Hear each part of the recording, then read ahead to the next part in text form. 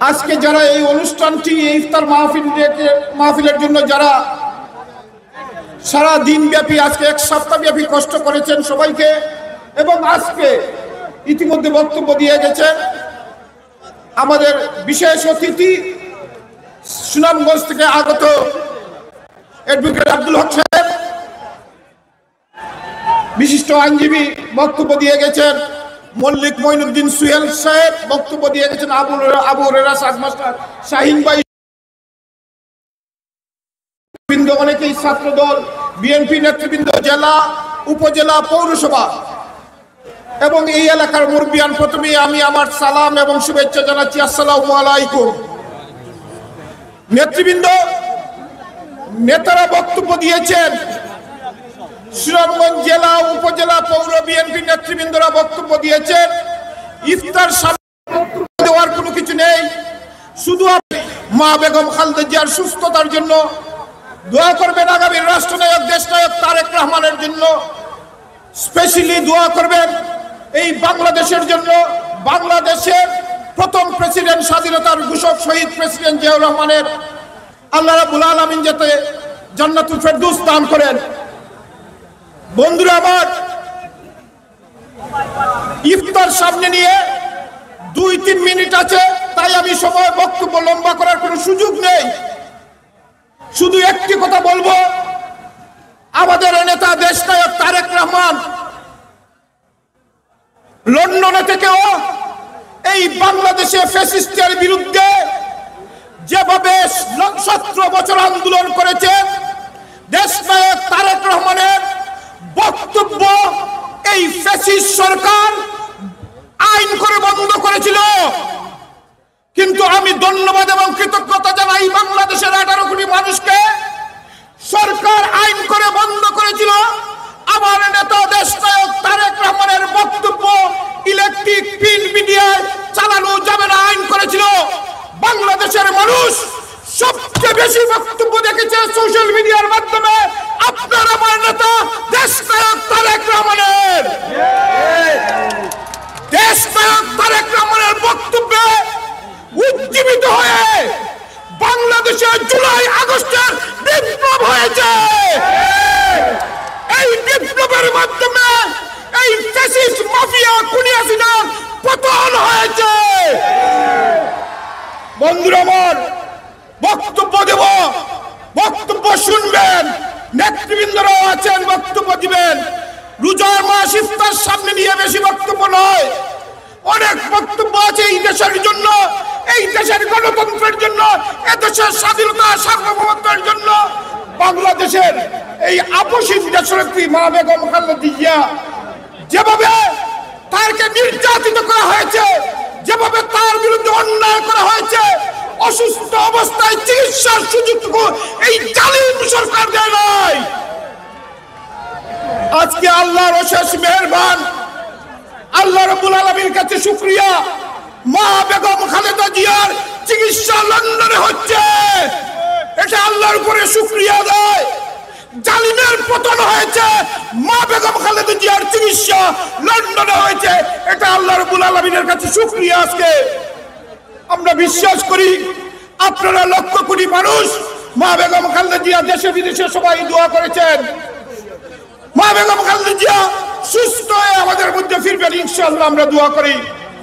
বন্ধুরা আমার, আমাদের নেতা দেশনায়ক তারেক রহমান বলেছেন, দয়া করে আপনারা অনেক কষ্ট করেছেন, মাফিয়ার পতন ঘটিয়েছেন, আপনারা হাসিনা পালিয়েছে, আপনারা ধৈর্য হারা হবেন না। এই সরকার নির্বাচন দিবে ইনশাআল্লাহ, এবং নির্বাচন দেওয়ার জন্য, দ্রুত সময়ে নির্বাচন দেওয়ার জন্য বাংলাদেশের মানুষের দাবি। দেশনায়ক তারেক রহমান বলেছেন আইন হাতে না তোলার জন্য দয়া করে জোর হাতে আপনাদেরকে বলতেছি, যেভাবে অতীতে দেশনায়ক তারেক রহমানের নেতৃত্বে, মা বেগম খালেদা জিয়ার আপসীন নেতৃত্বে আপনারা আন্দোলন সংগ্রাম করেছেন, প্লিজ আপনারা দয়া করে আইন হাতে তুলে নেবেন না। বাংলাদেশে দুটি জিনিসের এই মুহূর্তে সবচেয়ে বেশি ক্রাইসিস। একটি গণতান্ত্রিক সরকার, কি মনে করেন আপনারা? এই মুহূর্তে একটি গণতান্ত্রিক সরকারের খুবই প্রয়োজন, আরেকটি আইনের শাসনের প্রয়োজন। দেশনায়ক তারেক রহমান বলেছেন, আইনের শাসন এবং গণতন্ত্র দুটাই ঠিক হয়ে গেলে বাংলাদেশে আর কোনো সমস্যা নাই ইনশাআল্লাহ। বন্ধুরা আমার, যতদিন যতবার বাংলাদেশ জাতীয়তাবাদী দল ক্ষমতায় ছিল, এই দুটা জিনিসই ঠিক ছিল, আইনের শাসন এবং গণতন্ত্র। বাংলাদেশে এই ফ্যাসিস্টের মাধ্যমে আইনের শাসন গলা টিপে হত্যা করেছে গণতন্ত্রকে। এখন আপনার আমার দায়িত্ব, অন্তর্বর্তীকালীন সরকারকে বলবো, দ্রুত সময়ের ভিতরে নির্বাচন দেওয়ার জন্য, গণতন্ত্র প্রতিষ্ঠিত করার জন্য, তাহলে আইনের শাসন প্রতিষ্ঠিত হবে। বন্ধুরা, আজকের রানীগঞ্জের এই ইফতার মাহফিলে আমি সবাইকে আবার ধন্যবাদ, কৃতজ্ঞতা জানাই। এই কারণে আজকে এই ঐতিহাসিক ইফতার মাহফিলে আপনারা আমাকে সুযোগ করে দিয়েছেন এখানে দুটি কথা বলার জন্য। বন্ধুরা আমার, শাহিন ভাই বক্তৃতার মাধ্যমে বলে গেছেন, আমি এই জগন্নাথপুর উপজেলা ছাত্র দলের সেক্রেটারি ছিলাম, উপজেলা ছাত্র দলের কনভেনার ছিলাম। উপজেলাতে আমার জন্মস্থান আপনাদের রানীগঞ্জে 91 নির্বাচনে এসেও বক্তব্য দিয়েছি, সব সময় ছিলাম, আছি, থাকবো। দীর্ঘদিন একটি কারণে, ওই আপনারাই জানেন, 98 সালে এই আওয়ামী বাকশালী তখনও আমাদেরকে, আমি ছাত্র দলের কনভেনার থাকা অবস্থায়, সেদিন আমার বিরুদ্ধে আমার সহযুক্ত হাফিজ হত্যা মামলার 1 নম্বর আসামি আমাকে করা হয়েছিল। কিন্তু হাফিজকে কারা হত্যা করেছে এই জগন্নাথপুরে আপন মানুষ জানতো। বন্ধুরা আমার, হাফিজের রক্ত বেটা যেতে দেবে না।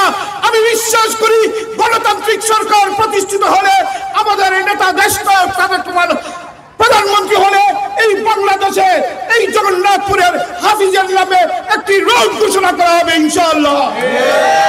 শহীদ হাফিজের রক্ত কোন অবস্থায় বেটা যেতে পারে না। আমি এই জগন্নাথপুরের সন্তান হিসাবে, অতীতের মতো ছাত্র দলে যেভাবে কর্মী হিসাবে কাজ করেছি, আপনাদের বন্ধু হিসাবে, আত্মীয় হিসাবে, আপনাদের বন্ধু আত্মীয় হিসাবে, ভাই বিরুদ্ধ হিসাবে, ছেলে হিসাবে আপনাদের পাশে থেকে আপনাদের সাথে কাজ করতে চাই। আমি বিশ্বাস করি আপনারা এই সুযোগটুকু দিবেন, কি মনে করে দিবেন কিনা? অবশ্যই বলেন না। ধন্যবাদ বন্ধুরা আমার।